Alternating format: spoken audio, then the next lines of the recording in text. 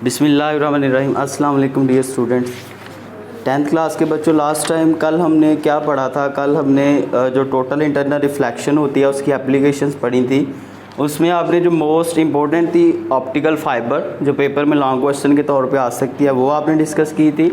और इसके साथ आपने एक शॉर्ट क्वेश्चन लाइट पाइप जो पेपर में आता है वो भी आपने डिस्कस किया था।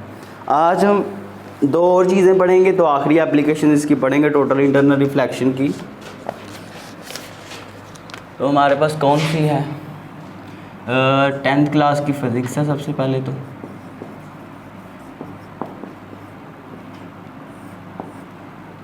चैप्टर नंबर हमारे पास है भाई 3 है ना। लेक्चर नंबर आज का हमारा कौन सा है? लेक्चर नंबर 8 है, ठीक है। तो हम पढ़े थे applications of total internal reflection के जो इस्तेमालात हैं या फिर इसके इतलाक़ हैं वो हम पढ़ रहे थे। सो देखते हैं भाई, कल हमने दो डिस्कस किए थे, ऑप्टिकल फ़ाइबर और उसके अलावा हमने लाइट पाइप डिस्कस किया था। अगर उसमें आपको कोई प्रॉब्लम हो तो आप क्वेश्चन पूछ सकते हैं।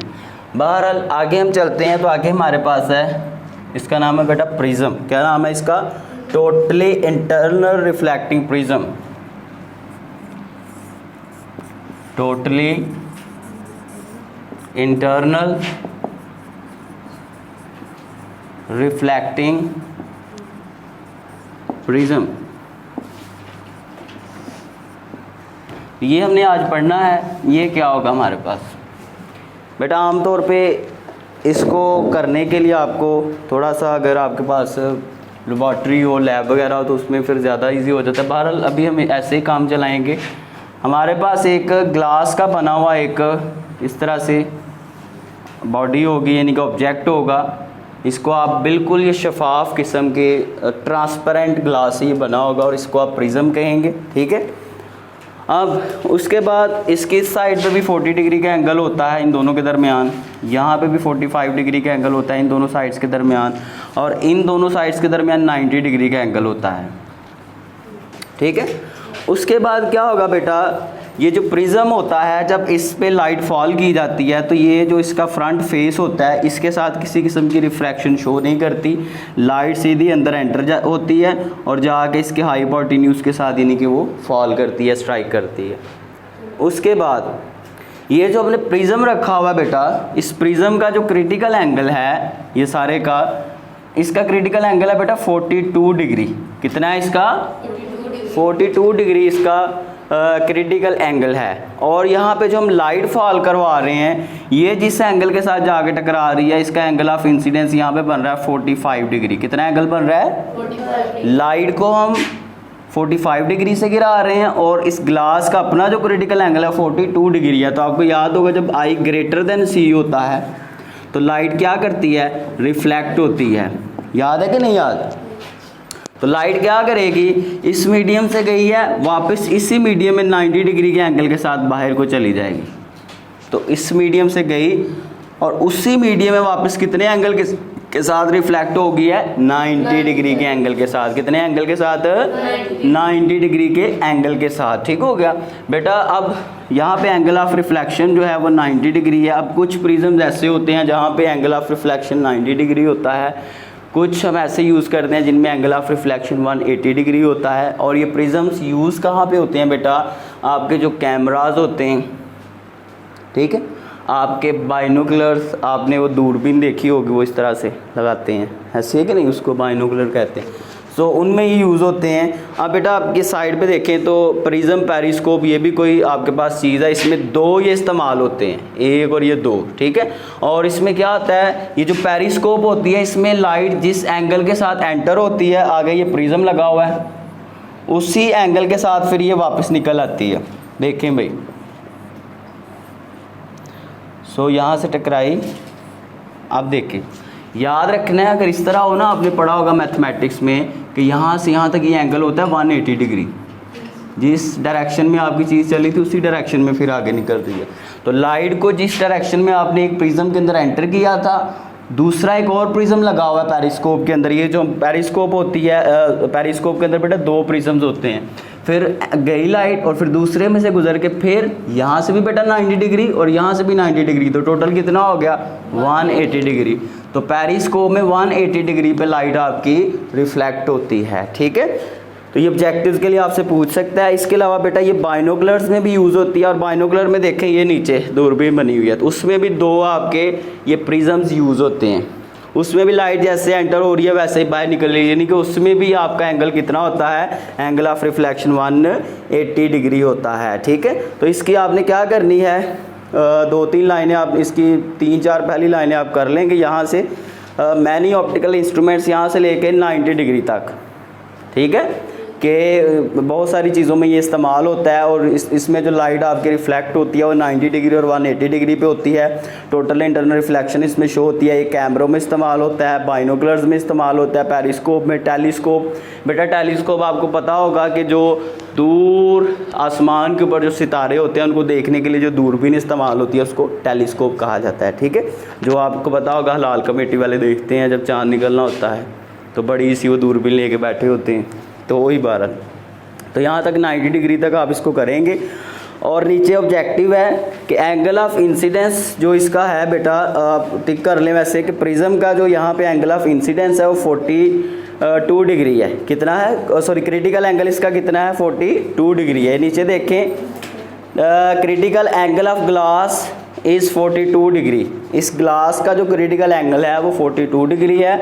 और इसमें जो आप लाइट फॉल करवाते हैं वो कितने एंगल ऑफ इंसिडेंस के साथ करवाते हैं, 45 डिग्री के साथ। और जो बाहर निकलती है लाइट वो नीचे आप देखें, the light is totally reflected by prism by an angle of 180 degree. 180 degree पे रिफ्लेक्ट होती है कुछ में, और कुछ में कितने पे होती है, 90 डिग्री पे, ठीक है। जिसमें याद रखें एक प्रिज्म होगा उसमें 90 डिग्री पे, जिसमें 2 होंगे उसमें 180 डिग्री पे रिफ्लेक्ट होगी।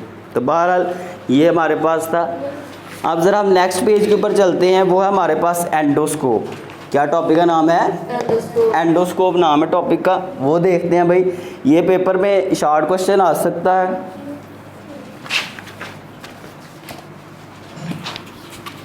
एंडोस्कोप, आंडोस्कोप नहीं, एंडोस्कोप। अब बेटा ये जिस तरह लाइट पाइप होता है वैसे ही एंडोस्कोप भी आपकी सिमिलर वैसे ही है। थोड़ा सा इसमें आप ये कहेंगे कि इसको भी जो डॉक्टर्स होते हैं वो जो इनएक्सेसिबल प्लेसेस होती हैं उनको देखने के लिए इस्तेमाल करते हैं। यानी कि अगर बॉडी में कोई ऑपरेशन वगैरह करना हो, अब मिसाल के तौर पे अगर ये आपकी बॉडी है तो बहरहाल इसको पता नहीं इंसर्ट मुंह से करते हैं कहाँ से करते हैं, ये डॉक्टर्स को ज़्यादा पता होगा।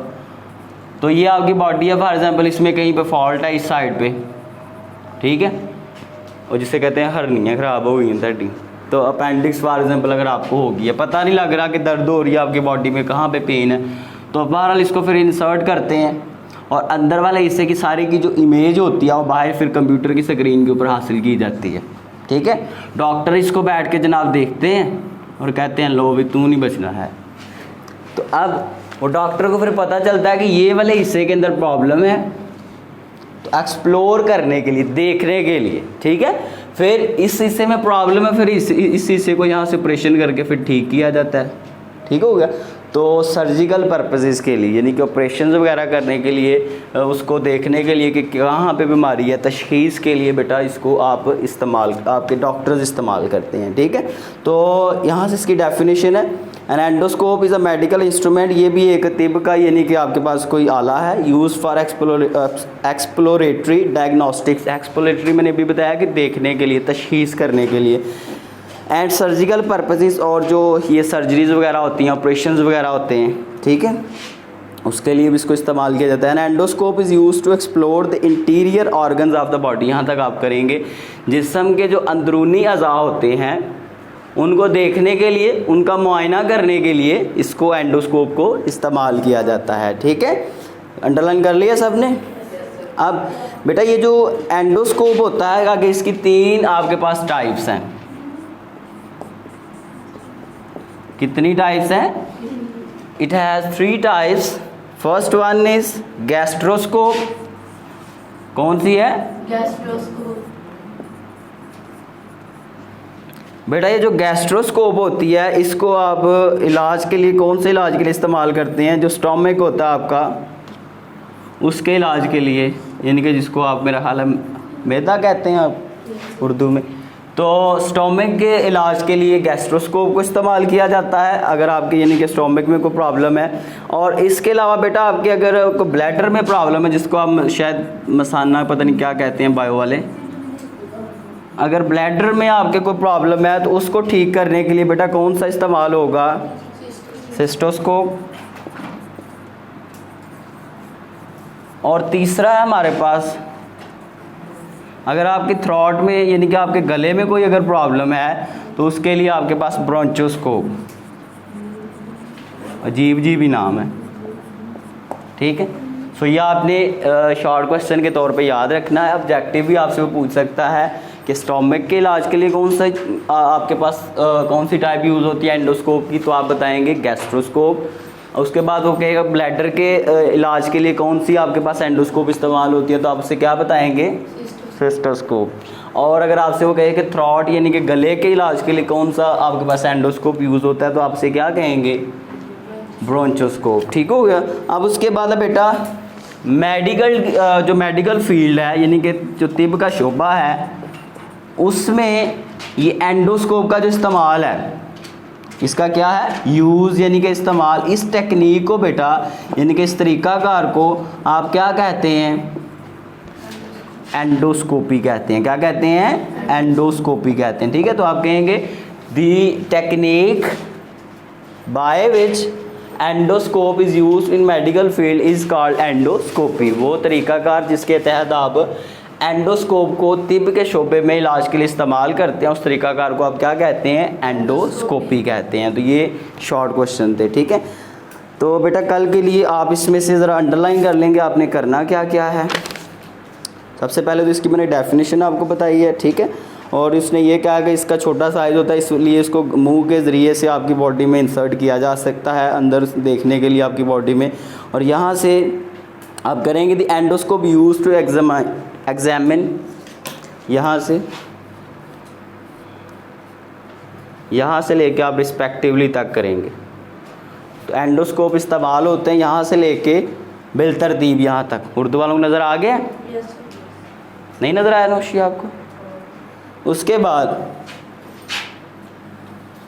आगे है भाई यहाँ से अ मेडिकल प्रोसीजर, एक तिब का बेटा तरीका using the type of endoscope. Endoscope का इस्तेमाल तिब के शोबे में क्या कहलाता है? एंडोस्कोपी कहलाता है, ठीक है। उसके बाद ये इसकी डेफिनेशन यहाँ से, बाकी जस्ट आप इसको अच्छे से रीड आउट कर लेंगे, ठीक है। और बस काफ़ी है इतना ही, ठीक है।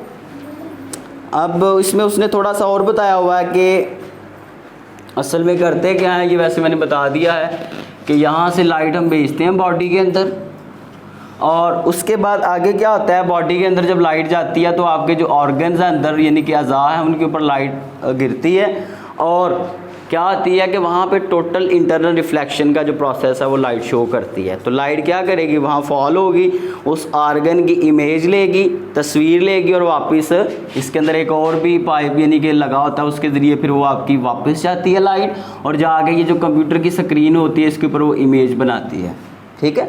बाहर इसके अंदर यहाँ पे एक कैमरा भी लगा होता है, वो तस्वीर को लेता है और फिर वापस लाइट जाती है, तो उसके ज़रिए फिर आप कंप्यूटर की स्क्रीन के ज़रिए आपका जो डॉक्टर होता है या फिजिशियन होता है वो उसको देखता है और फिर आपकी बॉडी का इलाज करता है। तो बहरहाल ये आज के लिए दो एप्लीकेशंस थी आपके पास, टोटल इंटरनल रिफ्लेक्टिंग प्रिज्म, और दूसरा आपने क्या पढ़ा है? एंडोस्कोप पढ़ा है, ठीक है। तो इसको अच्छे से बेटा कल तैयार करके आइएगा, और ये आपका जो यही समझें कि हाफ चैप्टर आपका कंप्लीट हो चुका है, ठीक है। ये जो चैप्टर है ये दो पोर्शंस में डिवाइड होगा। एक फर्स्ट पोर्शन मिरर्स वाला था जो आपने अभी डिस्कस कर लिया है, मिरर्स और लाइट वाला, ठीक है। अब जो सेकंड पोर्शन है वो लेंसेज से रिलेटेड होगा, उसमें हम लेंसेज के बारे में पढ़ेंगे, तो हम कल से इंशाल्लाह स्टार्ट करेंगे। तो यहाँ तक आपने इसको अच्छे से तैयार कर लेना है, कल ऐसा होगा। चलें भी इसको ऑफ़ कर देंगे आप, और अपना ख्याल रखिए। अल्लाह हाफ़िज़।